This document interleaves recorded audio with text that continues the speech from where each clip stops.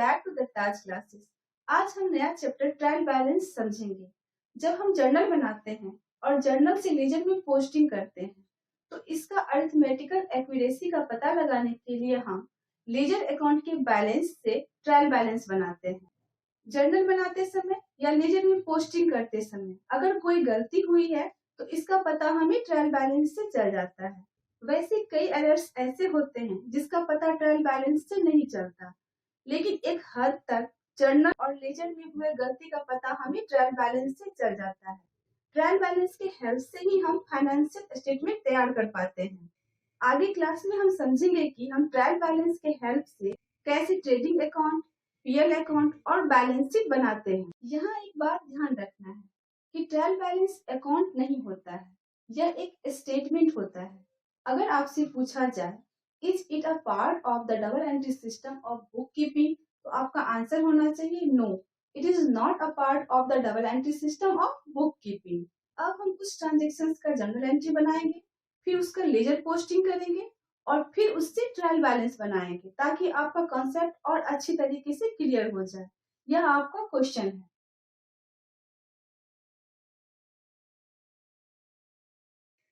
Journal entry बनाना और उसका ledger posting करना हम पहले से समझ चुके हैं। हम यह भी समझ चुके हैं कि कैपिटल और लायबिलिटी अगर बढ़ता है तो वह क्रेडिट होता है और घटता है तो डेबिट होता है। एसेट्स अगर बढ़ता है तो वह डेबिट होता है, घटता है तो क्रेडिट होता है। यहाँ हम एक बार इसे फिर से समझते हैं। फर्स्ट ट्रांजेक्शन है Lal and company started business with cash. यहाँ बिजनेस स्टार्ट करने के लिए बिजनेस में हम कैश ला रहे हैं। कैश हमारा एसेट्स है, एसेट्स अगर बढ़ता है तो डेबिट होता है। तो यहाँ पर हम कैश अकाउंट डेबिट किए हैं और बिजनेस स्टार्ट करने के लिए फर्स्ट टाइम जो हम बिजनेस में लाते हैं वो बिजनेस का कैपिटल होता है। कैपिटल बिजनेस की लायबिलिटी होती है और लायबिलिटी अगर बढ़ता है तो क्रेडिट होता है। तो यहाँ पर हम टू कैपिटल अकाउंट किए हैं। नेक्स्ट ट्रांजेक्शन है goods purchase and amount paid by cheque. यहाँ 2000 का गुड्स हम परचेज किए हैं। परचेज बिजनेस का एक्सपेंस होता है, एक्सपेंस से कैपिटल घटता है। कैपिटल हमारी लायबिलिटी है और वह जब घटता है तो डेबिट होता है, इसलिए हम परचेज अकाउंट डेबिट किए हैं। और यहाँ गुड्स परचेज करने के लिए हम चेक से पेमेंट कर रहे हैं, तो हमारा बैंक घट रहा है। बैंक हमारा एसेट्स है, एसेट्स जब घटता है तो वह क्रेडिट होता है, तो हम यहाँ पर बैंक अकाउंट को क्रेडिट किया है। नेक्स्ट ट्रांजेक्शन है withdraw from bank for office use. यहाँ ऑफिस यूज के लिए हम बैंक से कैश निकाल रहे हैं। बिजनेस में कैश बढ़ रहा है, कैश बिजनेस का एसेट्स होता है, एसेट्स अगर बढ़ता है तो डेबिट होता है। तो यहाँ पर हम कैश अकाउंट को डेबिट किए हैं। कैश निकालने से हमारा बैंक कम हो रहा है, घट रहा है। बैंक भी बिजनेस का एसेट्स होता है और अगर एसेट्स घटता है तो वह क्रेडिट होता है। तो यहाँ पर हम टू बैंक अकाउंट लिखे हैं। नेक्स्ट ट्रांजेक्शन है goods sold to Ramesh for cash. Sales business का इनकम होता है, इनकम होने से कैपिटल बढ़ता है। कैपिटल बिजनेस की लायबिलिटी है, लायबिलिटी अगर बढ़ता है तो वह क्रेडिट होता है। तो यहाँ पर हम टू सेल्स अकाउंट लिखे हैं। नेक्स्ट ट्रांजेक्शन है पेड सैलरी टू राम। यहाँ हम राम को सैलरी पे कर रहे हैं। सैलरी बिजनेस का एक्सपेंस होता है, एक्सपेंस से कैपिटल घटता है। कैपिटल अगर घटता है तो डेबिट होता है, इसलिए यहाँ हम सैलरी अकाउंट को डेबिट किए हैं और सैलरी पे करने के लिए बिजनेस से कैश जा रहा है। कैश बिजनेस का एसेट्स है, एसेट्स अगर घटता है तो क्रेडिट होता है, तो टू कैश अकाउंट हम लिखे हैं। अब हम जर्नल से लेजर पोस्टिंग करेंगे।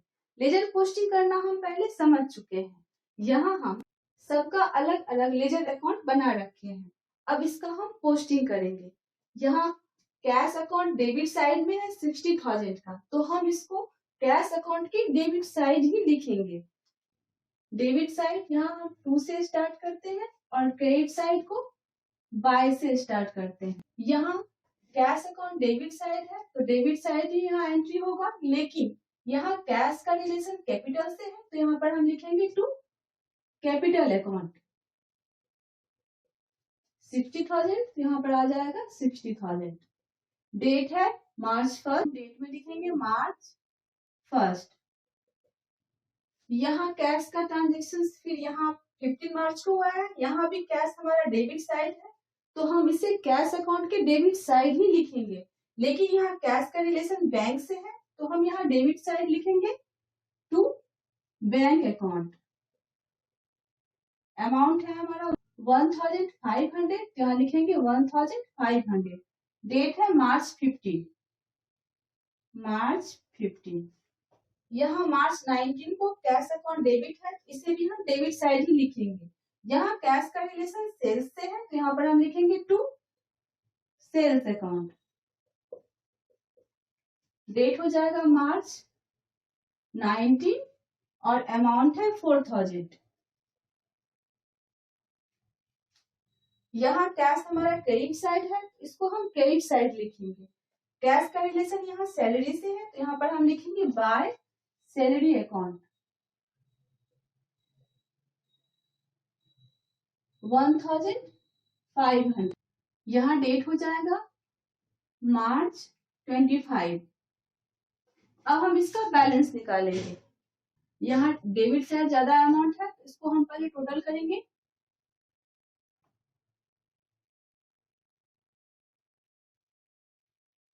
65,500, तो यहाँ भी हम लिखेंगे 65,500। यहाँ बैलेंस आ जाएगा by balance CD means carried on. यहाँ पर बैलेंस आ जाएगा हमारा 64,000 का। और फिर यहाँ नेक्स्ट मंथ के फर्स्ट डेट को हम बैलेंस BD लिखेंगे। यहाँ पे हो जाएगा अप्रैल 1 टू बैलेंस BD 64,000।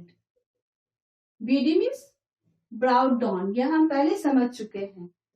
अब हम कैपिटल का लेजर पोस्टिंग करेंगे। यहाँ कैपिटल क्रेडिट साइड है, तो हम क्रेडिट साइड ही लिखेंगे। यहाँ कैपिटल का रिलेशन कैश से है, तो यहाँ पर हम लिखेंगे बाय कैश अकाउंट 60,000। यहाँ और कहीं कैपिटल नहीं है, तो इसका हम यहाँ बैलेंस निकाल लेंगे। यहाँ 60,000 हो जाएगा टोटल में, और यहाँ डेट हो जाएगा मार्च 1। यहाँ भी 60,000 हो जाएगा। यहाँ मंथ के लास्ट में मार्च 31 को हो जाएगा टू बैलेंस CD 60,000। यहाँ भी डेट हो जाएगा मंथ के लास्ट में मार्च 31, और यहाँ नेक्स्ट मंथ के फर्स्ट डेट को अप्रैल 1 को बाय बैलेंस BD 60,000। अब हम परचेज का लेजर पोस्टिंग करेंगे। परचेज अकाउंट यहाँ डेबिट है, तो हम डेबिट साइड ही लिखेंगे। यहाँ परचेज का रिलेशन बैंक से है, तो यहाँ पर हम डेबिट साइड लिखेंगे टू बैंक अकाउंट।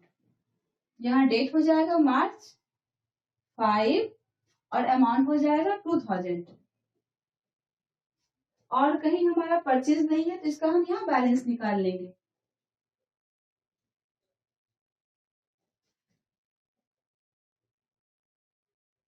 यहाँ मंथ के लास्ट में मार्च 31 को बाय बैलेंस CD हो जाएगा हमारा 2000, और नेक्स्ट मंथ के फर्स्ट डेट को अप्रैल 1 को टू बैलेंस BD 2000। अब हम बैंक का लेजर पोस्टिंग करेंगे। यहाँ बैंक हमारा क्रेडिट साइड है, तो हम इसको क्रेडिट साइड ही लिखेंगे। यहाँ बैंक का रिलेशन परचेज से है, तो यहाँ पर हम लिखेंगे बाय परचेज अकाउंट। डेट है मार्च 5, अमाउंट है 2000। यहाँ मार्च 15 को बैंक का फिर से ट्रांजेक्शन हुआ है। यहाँ बैंक क्रेडिट साइड है, तो हम बैंक के क्रेडिट साइड ही लिखेंगे। यहाँ बैंक का रिलेशन कैश से है, तो हम बाय कैश अकाउंट लिखेंगे। यहाँ हो जाएगा बाय कैश अकाउंट। डेट है मार्च 15 और अमाउंट है 1500। और फिर बैंक का कहीं ट्रांजेक्शन नहीं है, तो हम इसका बैलेंस करेंगे। यहाँ टोटल हो जाएगा 3500। यहाँ भी हम लिखेंगे 3,500। यहाँ मंथ के लास्ट में मार्च 31 को टू बैलेंस CD 3,500 और यहाँ नेक्स्ट मंथ के फर्स्ट डेट को अप्रैल 1 को बाय बैलेंस BD 3,500। अब हम सैलरी का लेजर पोस्टिंग करेंगे। यहाँ सैलरी हमारा 25 मार्च को डेबिट साइड है, तो यहाँ पर हम डेबिट साइड ही लिखेंगे। यहाँ सैलरी का रिलेशन कैश से है, तो यहाँ पर हम लिखेंगे टू कैश अकाउंट। डेट है मार्च 25 और अमाउंट है 1,500 और सैलरी का कोई ट्रांजेक्शन नहीं है, तो इसका हम बैलेंस निकालेंगे। 1,500 यहाँ भी हो जाएगा 1,500। यहाँ मंथ के लास्ट में मार्च 31 को बाय बैलेंस CD 1,500 और नेक्स्ट मंथ के फर्स्ट डेट को अप्रैल 1 को टू बैलेंस BD 1,500। अब हम सेल्स का लेजर पोस्टिंग करेंगे। यहाँ सेल हमारा हुआ है 19 मार्च को। यहाँ सेल हमारा क्रेडिट साइड है, तो हम सेल्स के क्रेडिट साइड ही लिखेंगे। सेल्स का रिलेशन यहाँ कैश से है, यहाँ लिखेंगे बाय कैश अकाउंट 4,000 और डेट है मार्च 19 और कहीं सेल का ट्रांजेक्शन नहीं हुआ है, इसका हम बैलेंस निकालेंगे।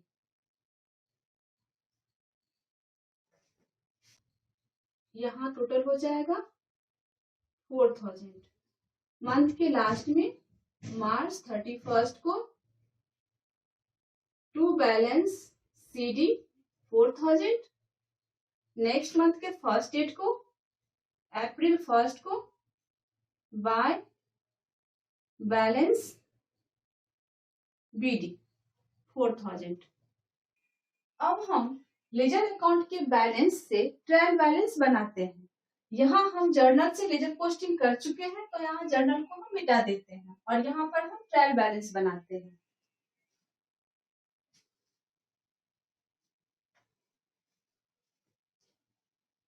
सबसे पहले हम ट्रायल बैलेंस का फॉर्मेट समझते हैं।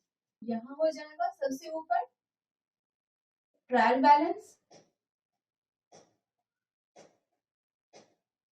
एज ऑन, जिस डेट को हम ट्रायल बैलेंस बना रहे हैं वहां का डेट हम यहाँ लिखेंगे। हम किसी भी डेट को ट्रायल बैलेंस बना सकते हैं, लेकिन लेजर अकाउंट के बैलेंस निकलने के बाद यहाँ हो जाएगा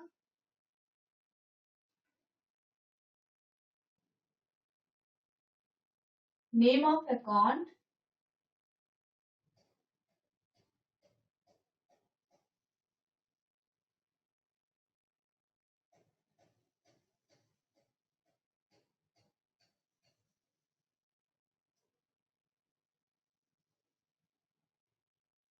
जहां लेजर फोलियो LF, यहाँ डेबिट बैलेंस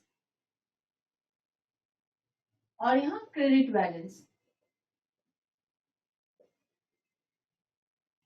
जिस अकाउंट का लेजर बैलेंस डेबिट है उसका अमाउंट हम डेबिट साइड लिखेंगे और जिस अकाउंट का लेजर बैलेंस क्रेडिट है उसका अमाउंट हम क्रेडिट साइड लिखेंगे। जिस साइड का अमाउंट ज्यादा होता है हम उससे उसका बैलेंस मानते हैं।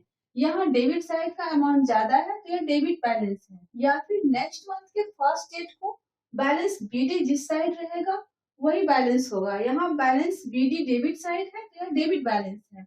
यहाँ पर हम लिखेंगे कैश अकाउंट है, डेबिट बैलेंस 64,000 से, तो हम डेबिट साइड लिखेंगे 64,000। कैपिटल का बैलेंस BD क्रेडिट साइड है तो यह क्रेडिट बैलेंस है, तो हम इसका अमाउंट क्रेडिट साइड लिखेंगे 60,000 से। यहाँ पर आ जाएगा नेम ऑफ अकाउंट्स में कैपिटल अकाउंट। कैपिटल अकाउंट के बाद परचेज अकाउंट। परचेज अकाउंट का बैलेंस BD डेबिट साइड है तो यह डेबिट बैलेंस है, तो यहाँ पर परचेज अकाउंट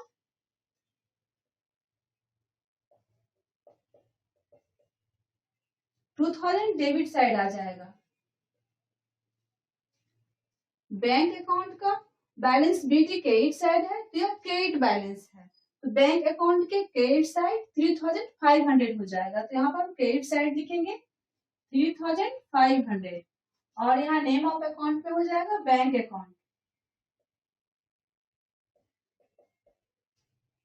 बैंक अकाउंट के बाद सैलरी अकाउंट। सैलरी अकाउंट का बैलेंस बीटी डेबिट साइड है तो यह डेबिट बैलेंस है, तो डेबिट साइड हो जाएगा 1500। यहाँ पर लिखेंगे 1500 और नेम ऑफ अकाउंट पे आ जाएगा सैलरी अकाउंट।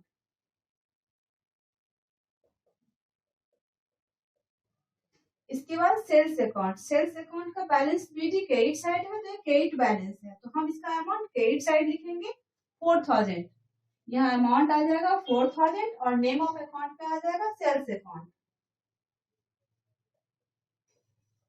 अब हम डेबिट बैलेंस और क्रेडिट बैलेंस का टोटल निकालेंगे।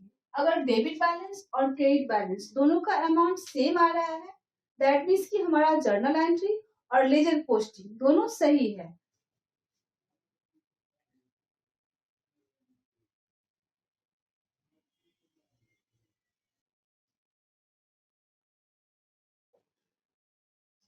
$67,500 हमारा क्रेडिट बैलेंस आया है और इस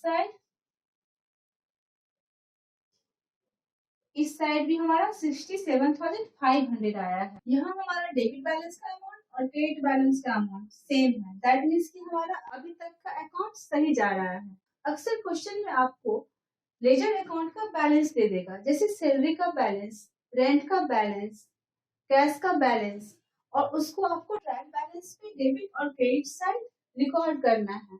आपको यह ध्यान रखना चाहिए कि नॉर्मली एसेट्स और एक्सपेंस का डेबिट बैलेंस होता है और रेवेन्यू, कैपिटल और लायबिलिटी का क्रेडिट बैलेंस होता है। आई होप आप ट्रायल बैलेंस को अच्छी तरीके से समझ गए होंगे।